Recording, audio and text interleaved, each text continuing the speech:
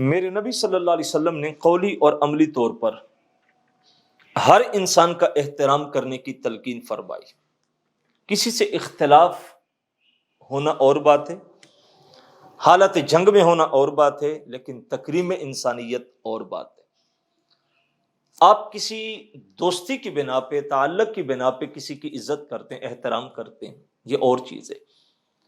آپ کے پاس ایک شخص آیا کسی کام کی غرض سے، لیکن آپ نے اس کی بات نہیں سنی، آپ نے اپنے پاس کرسی پہ اس کو بیٹھنے کا موقع تک نہیں دیا، اور جب اس کے متعلق کسی دوست نے فون کر دیا، اس نے کوئی رکا پیش کر دیا، اور آپ فون سن کے، رکا سن کے اس کو جگہ بھی دے رہے ہیں، اس کو عزت بھی دے رہے ہیں، اس کو تکریم بھی دے رہے ہیں، اس کو چائے پانی کا بھی پوچھ رہے ہیں، تو یہ بات ذہن نشین کر لیں کہ یہ تکریم انسانیت نہیں ہے۔ آپ نے انسان کی قدر نہیں کی، آپ نے اس فون کال کی قدر کی، یا آپ نے انسان کی قدر نہیں کی، اس کو عزت نہیں دی، بلکہ آپ نے یہ عزت اس رکے کو دی، اس فون کو دی، اس پیغام کو دیا جو آپ کے کسی جاننے والے، آپ کے کسی دوست، آپ کے کسی رشتہ دار، آپ کے کسی عزیز و اقارب نے آپ کے نام بھیجا۔ یہ عزت، یہ عظمت، یہ آپ نے اس کو دی ہے، انسان کو نہیں دی۔ اللہ کے حبیب علیہ الصلوۃ والسلام نے انسان کو عزت دینے کی تلقین کی۔ میرے نبی صلی اللہ علیہ وسلم جب تشریف لائے تھے تو حضور جس معاشرے میں بھیجے گئے اس کا حال کیا تھا؟ کیا انسانیت کی تقسیم نہیں تھی؟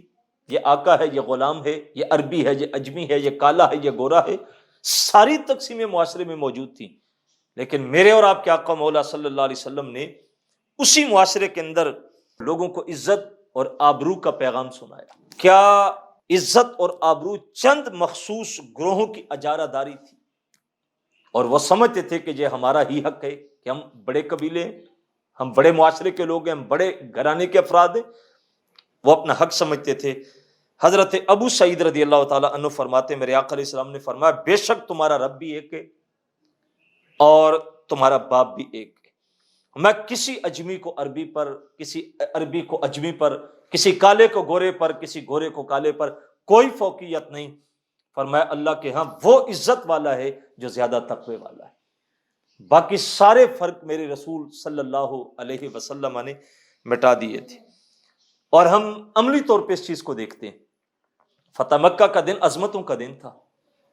جب حضور فاتح مکہ بن کے مکے میں آئے تو سارے قریشی کھڑے تھے، جنہوں نے ظلم کیے، جنہوں نے ستم کیے، جن کی کہ پریشانیوں کی وجہ سے میرا نبی مکہ چھوڑ کے گیا، صحابہ کرام اپنے گھر بار چھوڑ کے چلے گئے، آج وہ بھی کھڑے تھے، جلیل القدر صحابہ بھی موجود تھے، لیکن میرے نبی جب فاتح مکہ بن کے آئے تو میرے نبی نے حضرت بلال حبشی کو کعبے کی چھت پہ کھڑا کیا، فرمایا بلال کعبے کی چھت پہ چڑھو اور آذان پڑھو۔ حالانکہ کئی لوگوں کو برا لگا، کئی بڑے بڑے سردار کہنے لگے کہ کیا محمد کو یہی شخص ملا تھا؟ معاذ اللہ بڑے نازیبا کلمات استعمال کیے کہ یہی ان کو ملا تھا کعبے کی چھت پہ چڑھانے کے لیے۔ تو میرے نبی صلی اللہ علیہ وسلم نے رنگ کو نہیں دیکھا، نسل کو نہیں دیکھا، بلکہ اس شخص کو عزت دی جس کو معاشرہ عزت نہیں دے رہا۔ میرے نبی نے سکھایا کسی انسان کی پگڑی اچھالنا، تمسخر کرنا، کسی کو حقیر جاننا، یہ اسلام کبھی بھی پسند نہیں کرتا، جبکہ ہمارے معاشروں میں آج رائج ہو چکا ہے۔ کچھ قبیلے اپنے آپ کو عزت کی علامت سمجھتے ہیں، کچھ خاندان اپنے آپ کو عزت کی علامت سمجھتے ہیں، دولت ہے، ثروت ہے، بڑے بڑے محل ہیں، لمبی لمبی گاڑیاں ہیں، تو ہمارے معاشرے کی ریت یہ ہے کہ ان چیزوں کو عزت کی علامت سمجھا جاتا ہے۔ لیکن میرے اور آپ کے آقا مولا صلی اللہ علیہ وسلم نے جو پیغام دیا، جو دین دیا، اس میں ان چیزوں کو قطعاً کوئی اہمیت نہیں دی گئی، بلکہ انسان کی تکریم کی تلقین کی گئی۔ میرے آقا علیہ الصلوۃ والسلام نے ارشاد فرمایا، وہ شخص جنت میں کبھی داخل نہیں ہوگا جس کے دل میں ذرہ برابر بھی تکبر ہوگا۔ تو عرض کی گئی یا رسول اللہ صلی اللہ علیہ وسلم، اگر کوئی شخص اچھے کپڑے پہنے، کوئی اچھا جوتا پہنے، تو میرے نبی علیہ الصلوۃ والسلام نے ارشاد فرمایا اللہ خود بھی خوبصورت ہے اور خوبصورتی کو پسند بھی کرتا ہے۔ یعنی اچھے کپڑے پہننا، اچھا جوتا پہننا یہ تکبر کی علامت نہیں ہے، بلکہ ارشاد فرمایا تکبر یہ ہے کہ جب حق کو جھٹلایا جائے اور لوگوں کی تحقیر کی جائے، ان کو حقیر جانا جائے، میرے نبی علیہ السلام فرمایا یہ تکبر ہے، اور جس میں یہ آئے گا اللہ اس کو جنت میں داخل نہیں کرے گا۔ تو ہمیں انسان کے ساتھ عزت کے ساتھ پیش آنے کی تلقین کی، انسانیت کی تکریم کا درس دیا گیا۔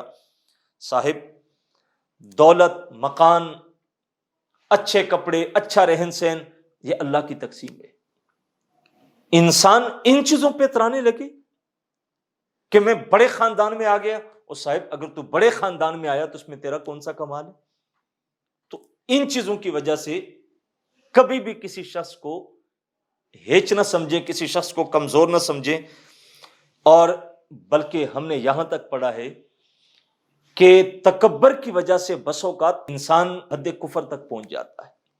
حضرت عروہ رضی اللہ تعالیٰ عنہ فرماتے ہیں کہ حج کے موقع پر جب حضور علیہ الصلوۃ والسلام عرفات سے نکلنے لگے تو حضرت اسامہ بن زید رضی اللہ تعالیٰ عنہ لیٹ ہو گئے، کسی عمل میں مصروف ہو گئے، تاخیر ہو گئی، تو حضور ان کا انتظار کرنے لگے۔ اب بڑے بڑے صحابہ حضور کے ساتھ تھے اور نبی علیہ الصلوۃ والسلام خود ان کا انتظار کر رہے ہیں۔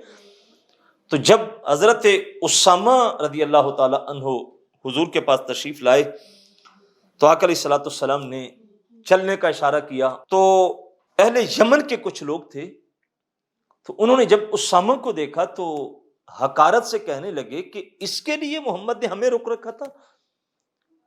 اور یہ اتنا حقیر جملہ انہوں نے کہا تکبر کی وجہ سے، قبائل کے فخر کی وجہ سے، کیونکہ یہ غلام زادے تھے۔ اور یہ جملہ جب کہا، حضرت عروہ کہتے ہیں کہ اس جملے کی نحوست کی وجہ سے حضرت صدیق اکبر رضی اللہ تعالی عنہ کے دور میں یہ سب کے سب دوبارہ کفر کی طرف پلٹ گئے۔ تو صاحب کبھی بھی تکبر نہ کریں، کبھی بھی اترائیں نہ، کبھی کسی انسان کو اپنے سے کمزور نہ سمجھیں، کسی کا کپڑا، کسی کا جوتا، کسی کا رہن سہن، صاحب ان چیزوں میں عزت نہیں ہوتی۔ ہم دیکھتے ہیں کہ معاشرہ انہی چیزوں کو عزت دیتا ہے۔ کپڑے اچھے پہن لیے تو آپ معزز ہو گئے، جوتا اچھا پہن لیا تو آپ معزز ہو گئے، گاڑی آپ کے نیچے لمبی اور اچھے ماڈل کی آ گئی تو آپ باعزت ہو گئے۔ صاحب ان چیزوں کی اللہ کے ہاں کوئی قدر و قیمت نہیں ہے، اللہ ان چیزوں کو نہیں دیکھتا، جبکہ معاشرے میں آج انہی چیزوں کی بنیاد پہ ہم نے معیار بنا رکھا ہے۔